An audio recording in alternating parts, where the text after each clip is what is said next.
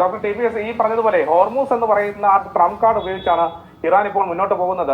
മറ്റുള്ള ഈ ആണവായുധ സമ്പുഷ്ടീകരണം ഉൾപ്പെടെയുള്ളവ മാറ്റി നിർത്തി ഹോർമൂസിലൂടെയാണ് ഇപ്പോൾ ഈ യുദ്ധത്തെ ഒരു രീതിയിൽ അല്ലെങ്കിൽ മറ്റൊരു തരത്തിൽ ഇറാൻ കണക്കാക്കുന്നത്. അത്തരത്തിൽ ഈ ഹോർമൂസിന്റെ പിടിമുറുക്കുന്ന സാഹചര്യത്തിൽ അവിടെ വലിയ രീതിയിലുള്ള ഒരു നിയന്ത്രണം കൊണ്ടുവന്നു കഴിഞ്ഞാൽ എല്ലാമായി എന്നൊരു തോന്നലിലേക്ക് ഇറാൻ മാറില്ല. അത് മാത്രമല്ല, ഇപ്പൊ നിലപാടുകൾ കർശനമാക്കിയിരിക്കുന്നു ഇറാൻ. അതായത് ചർച്ചകളിൽ വിട്ടുവീഴ്ച ചെയ്യാത്ത ചില ചുവപ്പ് രേഖകൾ ഉണ്ടെന്ന് ഇറാൻ വിദേശകാര്യ മന്ത്രാലയം വ്യക്തമാക്കുന്നുണ്ട്.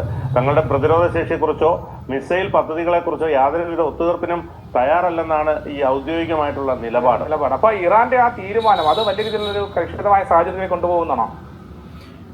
ഈ നമ്മളിത് കാണേണ്ടത്, ഈ യുദ്ധം തുടങ്ങിയത് നമ്മുടെ ഇറാന്റെ ഭാഗത്ത് ഒരു ഇസ്ലാമിക് റവല്യൂഷണറി ഗാർഡ് ആണെങ്കിൽ ഇസ്രയേലിന്റെ ഭാഗത്ത് ജൂയിഷ് ഡെമോക്രാറ്റിക് ആയിട്ടുള്ളൊരു റൂളാണ് നടക്കുന്നത്.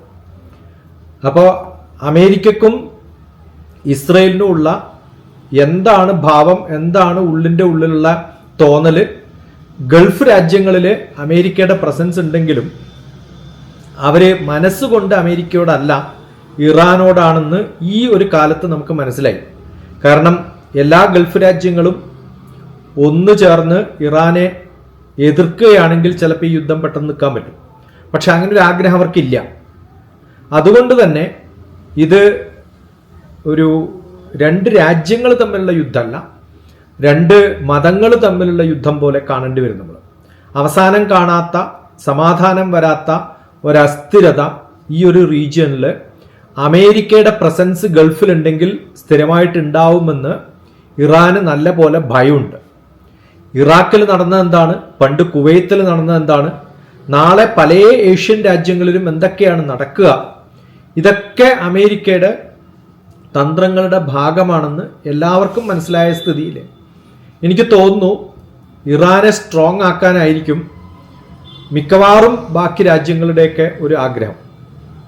ഇതിൽ ഡീസെൻട്രലൈസ്ഡ് ആയിട്ടുള്ള, ഡിസ്ട്രിബ്യൂട്ടഡ് ആയിട്ടുള്ള, ലെയേർഡ് ആയിട്ടുള്ള, വളരെ വ്യത്യസ്തമായ ലെയറിലുള്ള ഒരു റെസ്പോൺസാണ് ഇറാൻ കൊടുക്കുന്നത്. അത് അമേരിക്കക്ക് കൃത്യമായിട്ട് അറിയാം. അവരുടെ ഇൻ്റലിജൻസിൽ ആദ്യം കുറേ പാകപ്പിഴകൾ ഉണ്ടായിട്ടുണ്ടെങ്കിലും ഇപ്പോൾ അവർക്ക് മനസ്സിലായി. അപ്പോൾ ഇത് ഒരു ഹോർമോസിൻ്റെയോ വ്യാപാരത്തിൻ്റെയോ അവകാശങ്ങളുടെയോ ഒന്നും മാത്രമല്ല. ഇത് വലിയ ഒരു സാമ്രാജ്യ സംസ്കാരത്തിൻ്റെ അവകാശികളായിട്ട് മാറിയിട്ടുള്ള ഇറാൻ, പണ്ട് കാലത്ത് ഇവരെ ഇറാഖുമായിട്ട് യുദ്ധം ചെയ്യിപ്പിച്ച അതേ അമേരിക്ക ഇപ്പോൾ ഇറാഖ് പോലും പൂർണ്ണമായിട്ട് ചിലപ്പം അമേരിക്കയുടെ ഭാഗത്ത് വേറെ രക്ഷയില്ലാത്തതുകൊണ്ട് നിൽക്കുന്നതായിരിക്കും.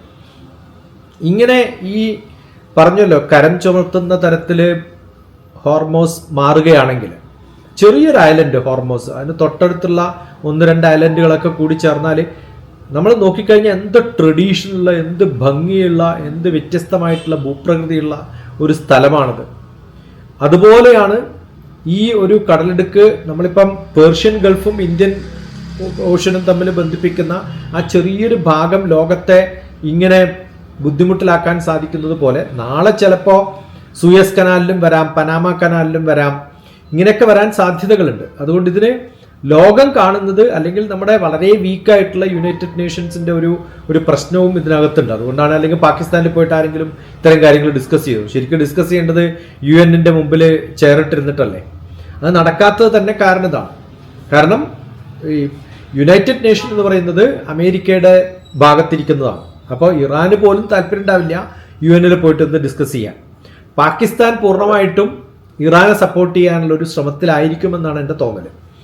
അതുകൊണ്ട് വളരെ വ്യത്യസ്തമായിട്ടുള്ളൊരു ഒരു സ്ട്രാറ്റജിയാണ്, ഒരു ജിയോഗ്രഫിയാണ്, ഒരു കൾച്ചറാണ്, ഒരു ട്രഡീഷനാണ്, ഒരു ഹിസ്റ്ററിയാണ് നമ്മുടെ മുമ്പിൽ ഇപ്പം നമ്മളെ പഠിപ്പിക്കുന്നത്.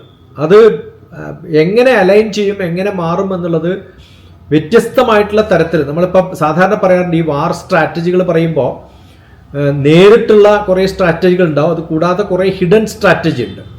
ആ ഹിഡൻ സ്ട്രാറ്റജികളായിരിക്കും മിക്കവാറും ഇവിടെ വർക്ക് ചെയ്യുന്നുണ്ടാവുക എന്ന് എനിക്ക് തോന്നുന്നു. അപ്പോൾ യുദ്ധത്തിൻ്റെ സാധ്യതയില്ല, പക്ഷേ ഇത് എങ്ങനെ സോൾവ് ചെയ്യും എന്നുള്ളത് എല്ലാ രാജ്യങ്ങൾക്കും വളരെ സീരിയസ് ആയിട്ട് ചിന്തിക്കുന്ന ഒരു കാര്യമായിട്ട് മാറിയിട്ടുണ്ട്. എനിക്ക് തോന്നുന്നു സൗദി അറേബ്യ നല്ലപോലെ എക്കണോമിക്കലി പ്രോഗ്രസ് ചെയ്യുന്നൊരു സമയമാണ്. പക്ഷെ അവർ വല്ലാണ്ട് ഇപ്പോൾ പതിഞ്ഞു പോയി. ഓയിൽ പ്രൈസ് എന്ന് പറയുന്നതാണ് ഗൾഫ് രാജ്യങ്ങളുടെയൊക്കെ ഏറ്റവും വലിയ ഒരു, എക്സെപ്റ്റ് ദുബായ്, ബാക്കി എല്ലാ രാജ്യങ്ങളുടെയും ജീവൻ നാഡി എന്ന് പറയുന്നത് ഓയിൽ പ്രൈസും മറ്റുമൊക്കെയാണ്. ബാക്കി ഇന്ധനങ്ങളുടെയൊക്കെ ഭാഗത്തേക്ക് നമ്മൾ ഓടിപ്പോയി കഴിഞ്ഞാൽ ഇതൊക്കെ വല്ലാണ്ട് എഫക്റ്റ് ചെയ്യുമെന്ന് ഗൾഫിലുള്ളവർക്കും അറിയാം. അതിൽ കുറേ പങ്ക് അമേരിക്കക്ക് കൊടുക്കുകയാണ് ഗൾഫ് രാജ്യങ്ങൾ. അപ്പോൾ അവർക്കും ഒരു സ്ട്രാറ്റജി ചേഞ്ച് ഉണ്ടാവണമെന്ന് ഉള്ളിൻ്റെ ഉള്ളിൽ ആഗ്രഹം ഉണ്ടാവും. അപ്പോൾ അതുകൊണ്ട് ഇറാൻ നേരിട്ട് വരില്ലെങ്കിലും ഫ്രണ്ട്സിനെ ഉപയോഗിച്ചിട്ട്, അവരുടെ കൂട്ടായ്മകളെ ഉപയോഗിച്ചിട്ട് എന്തൊക്കെ സ്ട്രാറ്റജികൾ ചെയ്യാൻ സാധിക്കുമോ അതൊക്കെയാണ് ഇപ്പോൾ നോക്കുന്നത്. തീർച്ചയായും ശരി. തീർച്ചയായും